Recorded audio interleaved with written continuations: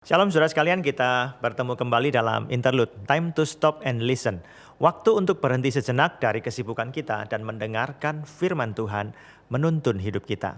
Mari kita pujikan sebuah lagu terlebih dahulu, judulnya adalah Jadi Pemenang.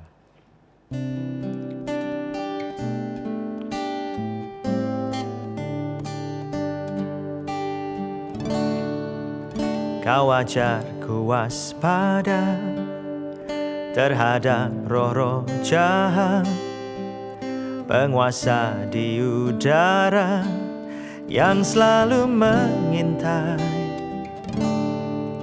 selalu mencari celah, menanti saat lengah, menyerang dan menipu saat hati lengah. Namun aku tetap kuat karena Engkau perisaiku, gunung batuku dan tanduk keselamatanku. Kota benteng hidupku, menara kekuatanku,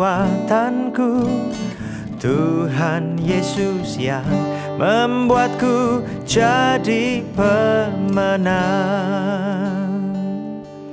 Saudara sekalian, ketika orang berulang tahun, mereka rata-rata akan menyanyikan lagu Happy Birthday to You. Panjang umurnya, panjang umurnya. Itu sebuah doa yang sangat baik. Umur-umur orang ditambahkan menjadi banyak. Tetapi hidup yang harus dijalani, waktu-waktu yang harus dijalani, bukan hanya sekedar waktu yang berjalan. Kalau hidup itu berkualitas, kalau waktu-waktu yang dimiliki adalah waktu yang berkualitas, itu akan membawa kebahagiaan buat orang itu maupun untuk orang lain. Hidup itu bukan sekedar hari, tetapi hidup itu harus bermakna positif bagi semua orang. Dan juga bagi kita sendiri tentunya. Amsal pasal 4 ayat 10-22 berkata begini. Hai anakku, dengarkanlah dan terimalah perkataanku supaya tahun hidupmu menjadi banyak. Yang dimaksud di sini bukan cuma sekedar waktunya yang berjalan terus, tetapi waktu hidup yang berkualitas. Aku mengajarkan jalan hikmat kepadamu, aku memimpin engkau di jalan yang lurus. Bila engkau berjalan, langkahmu tidak akan terhambat. Bila engkau berlari, engkau tidak akan tersandung. Berpeganglah pada didikan, janganlah melepaskannya. Peliharalah dia karena dialah hidupmu. Janganlah menempuh jalan orang fasik dan janganlah mengikuti jalan orang jahat. Apa artinya? Jangan ngikutin jalan hidup orang yang sudah tahu itu salah tapi tetap diambil. Jauhilah jalan itu, janganlah melaluinya. Menyimpanglah daripadanya dan jalanlah terus. Karena mereka tidak dapat tidur bila tidak berbuat jahat. Kantuk mereka lenyap bila mereka tidak membuat orang tersandung. Karena mereka makan roti kefasikan dan minum anggur kelaliman. Tetapi jalan orang benar itu seperti cahaya fajar yang kian bertambah terang sampai rembang tengah hari. Jalan orang fasik itu seperti kegelapan, mereka tidak tahu apa yang menyebabkan mereka tersandung.